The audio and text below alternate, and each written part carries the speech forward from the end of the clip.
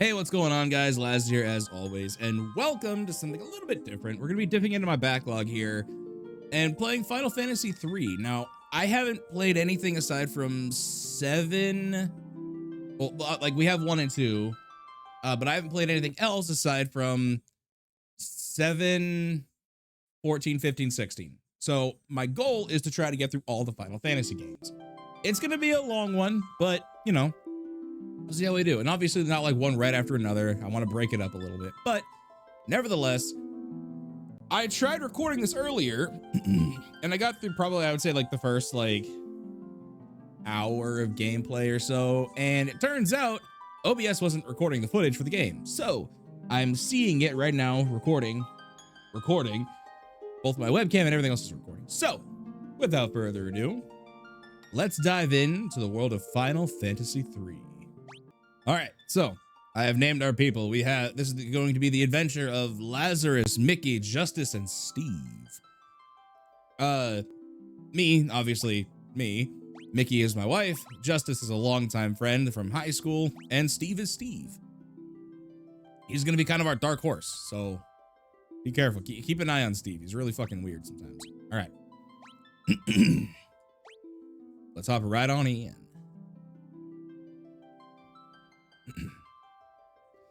Into the silence, one of the Golgans prophesied the great earthquake was only the beginning.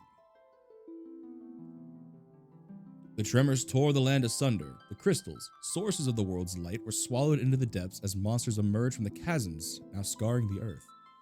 Yet that was nothing compared to the catastrophe to come. Something fathomless, ominous, and laden with sorrow looms on the horizon, but hope is not yet gone completely. 4 souls will be blessed with the power of light, and so it shall begin.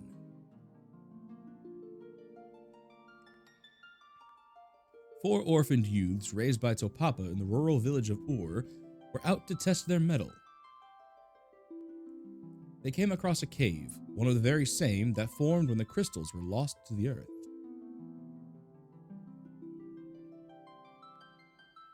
What started as a simple game of exploration became so much more.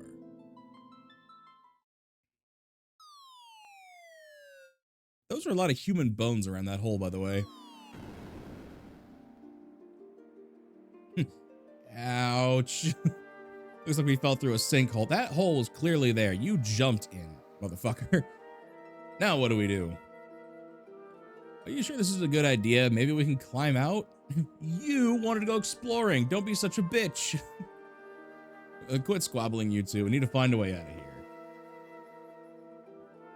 So we start out the game as the Onion Knights. I don't know why we're called Onion Knights, but that's what we're called. So. Oh no, goblins. If there's one thing I know about goblins, that you kill them on sight and don't let them near your women. That's all I know.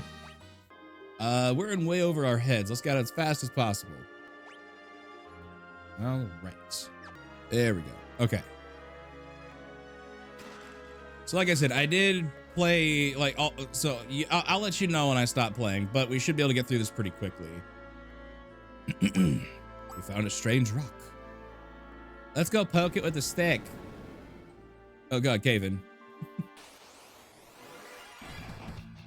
All right, we got some more goblins. Luckily, they're only hitting us for like 4 points each, and we're killing all of them in a single hit, so we're very clearly way in over our head here. A leather shield. Potion. And Dark Wind. Oh god.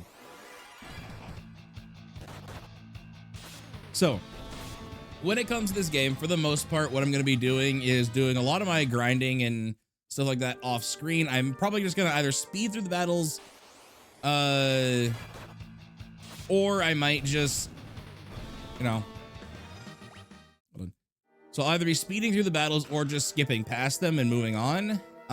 Same like traveling around the world and stuff. I might just skip ahead, but if you guys want to see me traveling, maybe just picked up a little like 2 times speed, just let me know.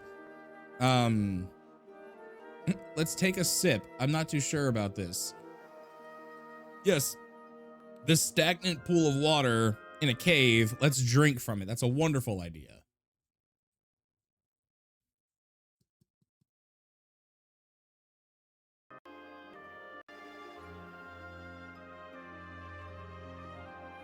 You feel revitalized. Okay. It was weird. All the audio cut out for a second.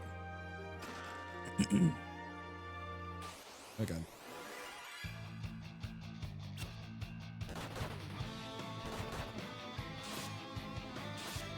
So yeah, something this game introduced, I believe it was this game. It's been a long time since I played Final Fantasy II, but this game introduced back attack. So the enemy can come up from behind you and it changes how your formations in your party works.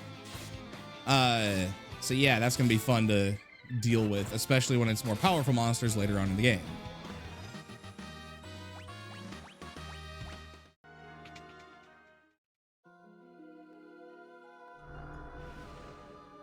What's going on? A malicious force attacks the party. Oh god. Land a turtle, because calling it a tortoise was too much work.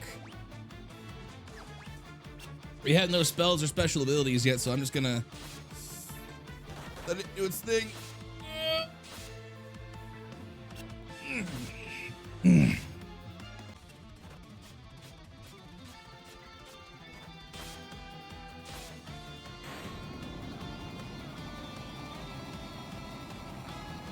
Oh, look, we did it.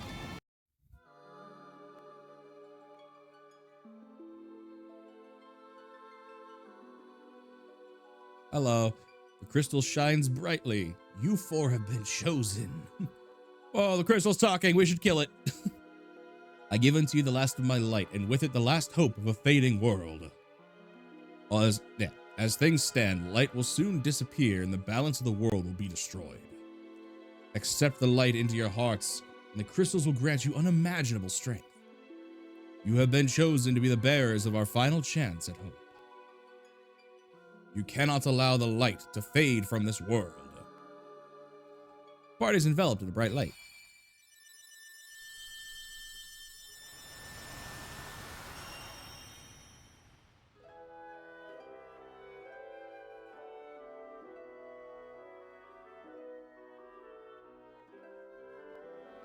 Within the light, the will of the crystals surged through them.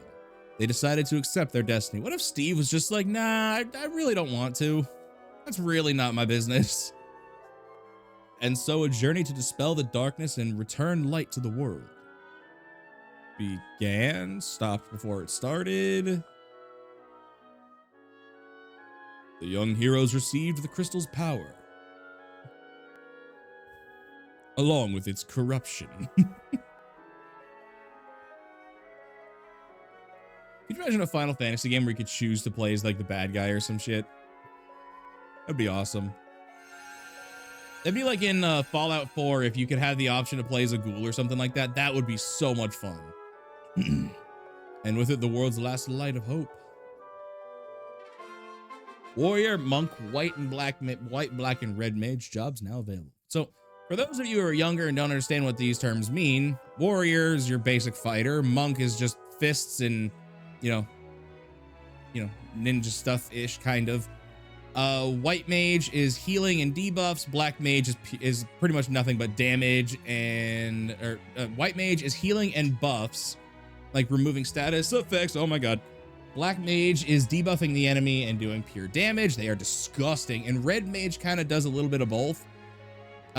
They're basically a jack of all trades. They can fight with weapons, bows, white magic, black magic. They're a jack of all trades, but master of none.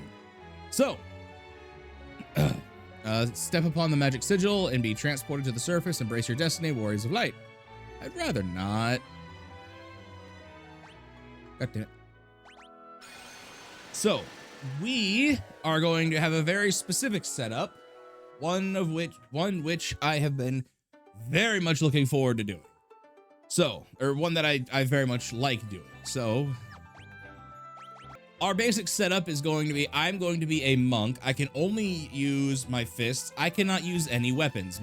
Lazarus does not know how to use weaponry at all. All he's good for is punching things very, very good. Mickey, my wife, is going to be a red mage. She's going to be using only bows and arrows and fighting from a distance. She does not like to get touched, so she will be at the back of the party.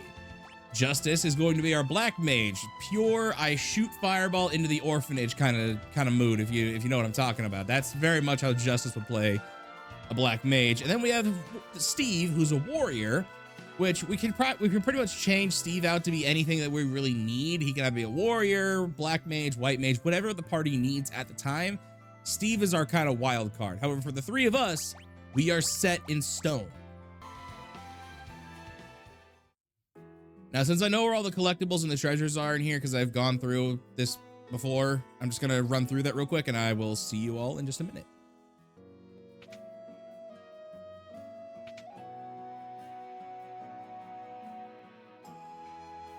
All right. So we're finally back. It's Nina, a motherly figure to the 4 orphans. Oh, take care on your journey. You know how I words it. Okay. Oh, it's Homak, one of the town elders. In order to understand the power you've been granted by the crystal, you need to be true to your hearts. It's Topapa, the elder who raised the 4 orphans. Hey, Dad. I know. To think that you 4 would be chosen by the light when you're all so naturally evil. Lazarus, Mickey, Justice, and Steve.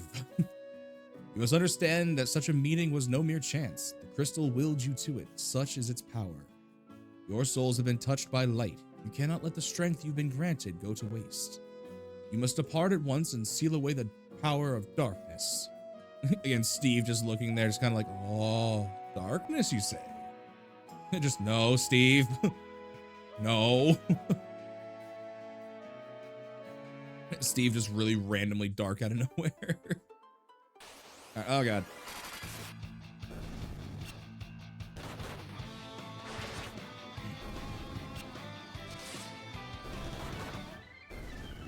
Damn. My fists are doing 77 damage. Hold on. What level are we? Job level 1, character level 4. Okay. I'm going to grind a little bit and I will be back in a bit. I want to get us higher level because, okay, so here's the thing. I think what I'm going to try to do is do a bit of a Nuzlocke challenge with a caveat. We're going to play by Dragon Ball rules, if that makes sense. So, well, again, Dragon Ball, not Dragon Ball Z or Super or whatever. Each character can only be revived one time. If a character dies one time, they can be revived and raised back up. But if they die again, they are considered dead for the rest of the game. So that means I'm gonna be power leveling a lot. I'm gonna have to go in with a lot more strategy. So this should be fun. We'll see how it goes. I'll most likely fail, but that's kind of expected at this point. So also, I would like to mention that during these little off-screen grinding sessions, I will still be adhering to the heart and soul of the challenge. So if a character dies, I will show it to you and you will see it. I'm a man of my word and I will not be going back on that word. So I'll see y'all in a bit. Oh, what the fuck?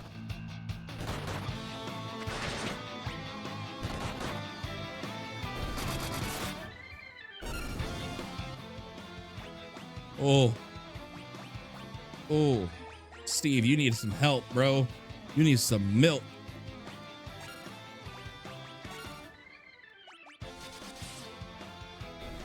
Oh, good God, Steve.